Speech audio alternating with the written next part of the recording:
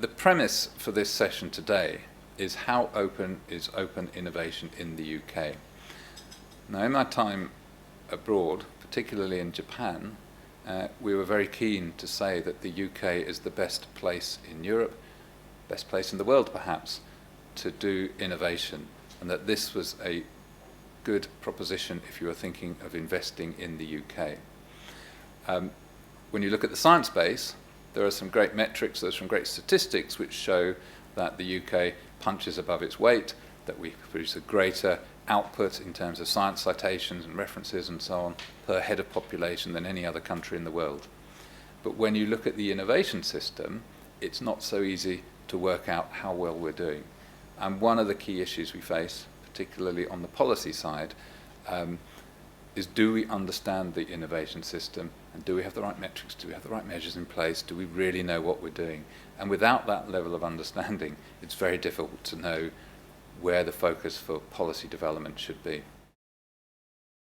And basically, it's very clear that the UK has fallen behind our European competitors, or those we like to compare ourselves to. They're very, very close to spending close to 3% or more of their gross domestic product on research and development. The UK is below 2%, and quite way below 2%. And I just want you to flag this number. We really need to boost this area. But as we heard before in the introduction, of course, it's about how the innovation ecosystem is working. It's about how productive these money are when they're once invested. So going to open innovation, basically, what are the indicators for open innovation? Open innovation indicators very much reflect intellectual capital indicators. This is about computerized information, software, databases, and big data.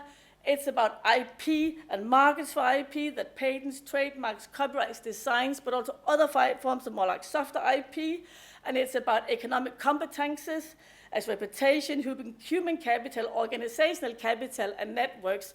The investment in these areas of intellectual capital has far exceeded investment in physical capital. So we need to understand actually how all this capital, intellectual capital, and intangible assets we invest in, how actually that can come out in the economy to drive growth. It's not just about innovation policy. It has to be about the links to enterprise policy. It has to be about the links to education policy. It has to be all of these issues connected together. So just looking at it as are we making science and technology from universities open is not enough. It's about the whole process of linking up science policy with technology policy, with innovation policy and education policy.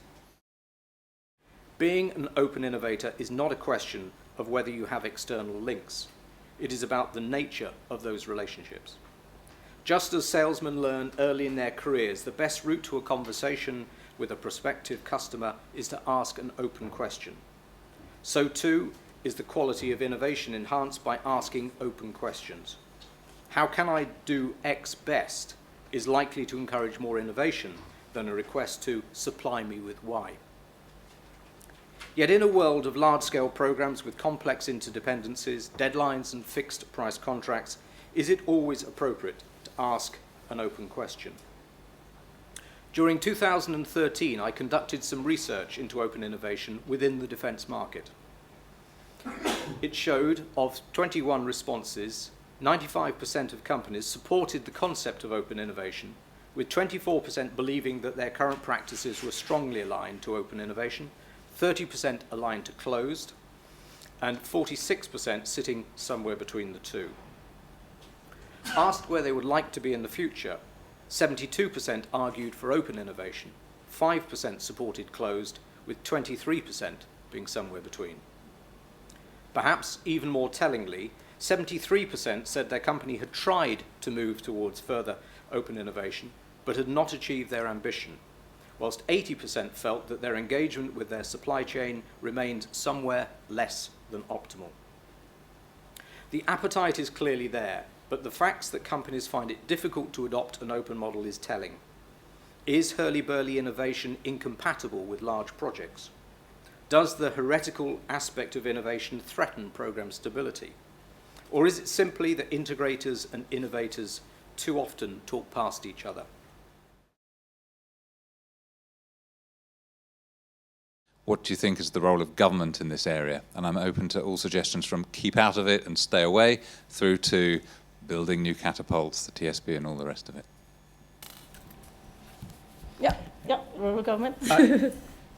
I guess it's just a consequence of the way we do things, that inevitably we end up with a myriad of organisations involved. And actually, Chris, you and I were talking before this, that I tried to launch, and I did launch a programme that needed 32 million.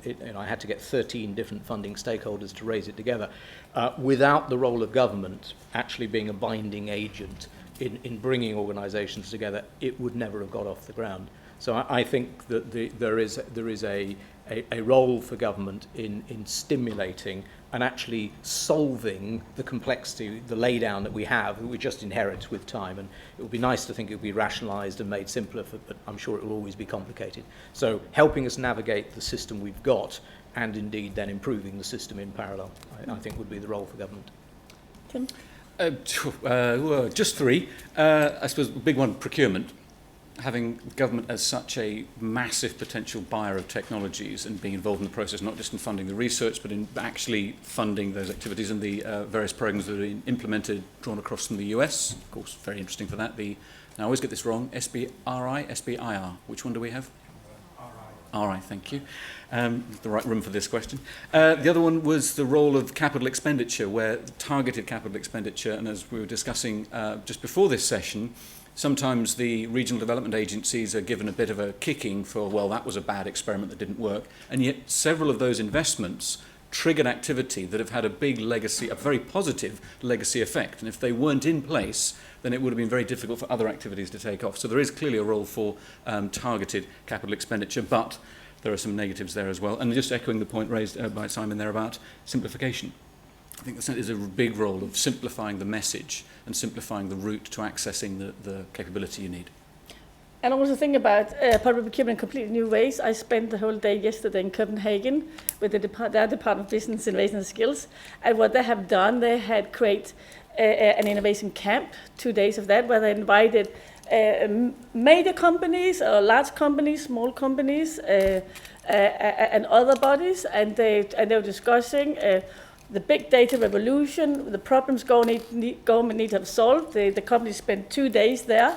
They were putting together their interest, how the government opened up for 7 of the data sets. So they said, if you had all these data, what can you do with your data? At the end of the day, second day, there were 6 pitches done by groups of companies pitching to the government, and there was third one up, second one up, and the winner.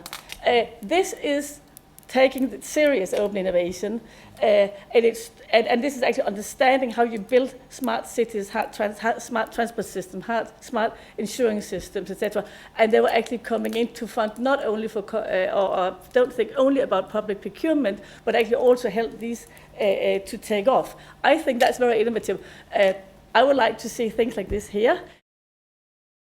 The focus of this session has been how open should be open innovation. And I would like to reflect one step further, I don't know, further or backwards, but I would like to reflect about how open should be open science if it's to foster innovation as a platform for open innovation. Open science through transparent and accessible data will make connections and collaborations between industry and academia, between scientists in industry and academia much quicker, much faster, much wider and richer. And this ultimately will spark innovation, generating economic growth and benefit to society at large. We at the RSC have collected our open science activity under the working title of Global Chemistry Network as an environment for open innovation. And the word network is essential because it emphasizes not only the need of connecting data to data, but also people to data and people to people as well, particularly as we build platforms that allows these connections between scientists. It seems to me that having an open science base is an excellent foundation to build an open innovation system, and I suspect that a lot of the value that companies get from their interaction with universities comes from the fact that universities can help them access a much wider pool of networks around the world and in the UK and so on.